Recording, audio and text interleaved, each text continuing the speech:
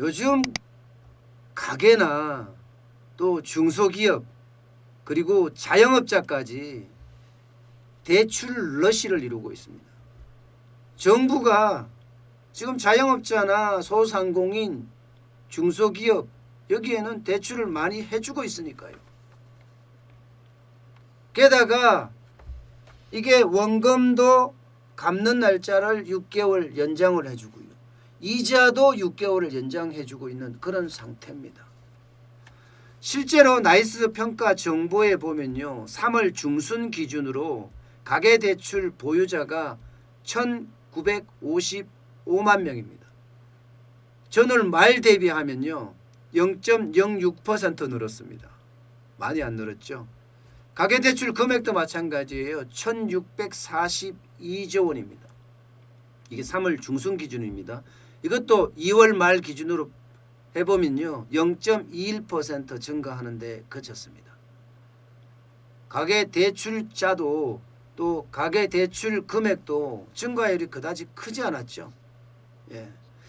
또한요. 잠재 부실률 이게 이제 가계대출 보유자 대비 30일 이상 연체한 사람 비율을 말하는데 잠재 부실률도요. 2월 말과 동일합니다. 2.64%입니다.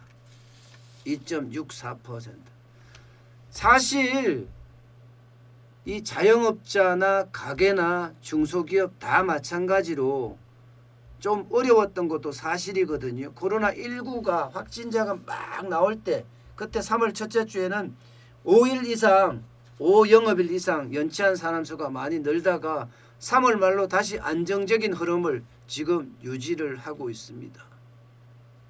중소기업도 지금 마찬가지예요. 중소기업 연체율도요. 2월 말 기준으로 보면 0.77%를 기록하고 있어요. 2월 말 기준으로. 전달 대비하면 0.17포인트 늘어난 수치입니다. 자영업자도 마찬가지입니다. 자영업자도 요 같은 기간에 0.02%포인트만 늘어났습니다. 왜 이럴까? 지금 코로나19 때문에 난리라고 하는데 실제로 가계대출자도 그렇고 금액도 그렇고 중소법인도 마찬가지고 연체율이 뭐 별로 많이 안 늘어나고 개인사입자도 안 늘어난다. 이것은요. 정부의 정책금융 뒤에 가려져 있는 게 많은 겁니다. 물론 이 연체율이라는 것은 경기의 후행지표이기도 해요. 후행지표이기도 하지만 정부가 정책자금을 지금 많이 지원을 해주는 데다가 대출 원금이나 이자의 상환도 6개월 이상 뒤로 미뤄졌습니다. 그러니까 아직 이 실제 부실이 안 드러난 겁니다. 버텨내고 있는 거죠.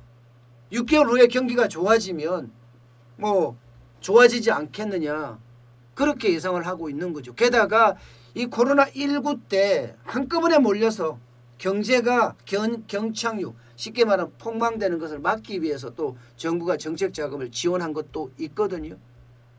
이게 과연 6개월 후에 가면 괜찮을 거냐 이게 문제입니다. 6개월 후에 경제가 괜찮아지면 더 좋아질 수 있다고 하지만 과연 괜찮아질 거냐. 또 6개월 동안 1금융권은 그렇다 치더라도 2금융권이 버텨낼 수 있겠느냐. 2금융권이. 왜냐하면 지금 금리가 0.75%예요. 게다가 2금융권이 어디서 대출을 해서 수익을 낼 수 있는 곳이 없어요. 코로나19 사태가 완전히 뒤덮고 있기 때문에 오히려 말입니다. 2금융권 같은 경우는 뭐 상호금융이나 저축은행이나 이런 데인데 2금융권이 결국은 지금 있는 돈도 떼일 수 있는 그런 구조가 지금 돼 있거든요. 이게 몰린다. 이게 몰리면 어떻게 될 거냐. 저는 위기가 올 수도 있다. 저는 이렇게 봅니다. 위기가 올 수도. 6개월 후에 이 시한폭탄이 터질 수도 있다는 거죠. 꽝 하고 말입니다. 그런데도 우리 금융권에서는 거기에 대한 대책을 갖추고 있지 않다. 다시 말해서 대손 충당금을 많이 쌓지 않고 있습니다. 미국만 하더라도 대손 충당금을 지금 엄청 쌓고 있잖아요. 예, 당장 미국의 금융기관, 유럽의 금융기관들은요 2008년 금융위기 때보다가 아니 그때만큼 500억 달러라는 그런 돈을 대손 충당금으로 지금 쌓고 있어요. 손실이 그만큼 날 거다 하는 거거든요. 그런데 대한민국은 지금 이거 안 하고 있단 말입니다.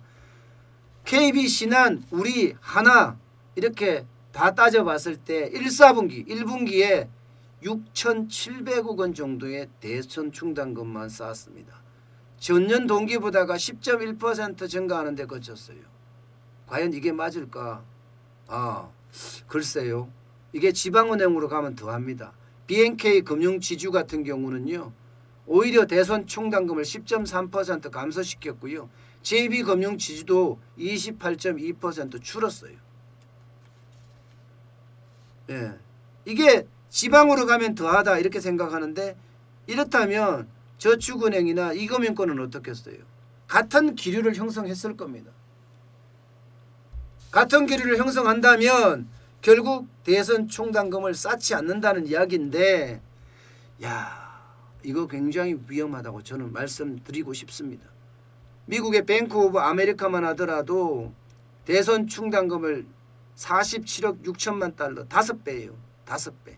시티그룹도 70억 3천만 달러 3배 이상 늘렸어요. 3배 이상. 지금 우리는 오히려 줄이고 있다는 게 그것도 증가하는 폭이 10%라는 게 오히려 이게 나중에는 금융위기까지도 가져올 수 있는 것 아니냐 이런 생각까지 들게 합니다. 물론 정부가 예상한 대로 V자 반등을 계속해서 이어간다면 상황은 달라집니다. 예. 그런데 V자 반등을 이어갈 것이냐에 대해서는 아직까지 저는 미지수라고 보거든요. 저는 V자 반등은 없다고 보고 있습니다. 그만큼 실물 경제가 굉장히 어려워지고 있는 형국인데 과연 말입니다. 정부의 예측대로 V자 반등이 될까? 만약에 그렇게 되지 않는다면 6개월 후 지금 6개월 후라는 게요. 4월, 5월, 6월, 7월, 8월, 9월이 9월. 9월쯤 그때쯤 가면 이제 원금도 갚아야 되고 이자도 갚아야 되는데 그때까지 자영업자들이 일이 잘 돼야 되고 가게는 어떻게 돼요? 고용이 돼야 돼요. 직업을 구해야 됩니다. 직업을 구해야 되고 중소기업은 매출이 늘어나야 합니다. 이게 동시에 늘어나지 않는다. 그러면요. 잘못하면 버텨내지 못하고 디폴트, 채무 불이행, 만세 부르는 그런 상황이 생길 수도 있다는 겁니다. 그래서 6개월 후를 대비해야 되는데 너무 안일하게 대응하는 것 아니냐 하는 생각을 하게 됩니다.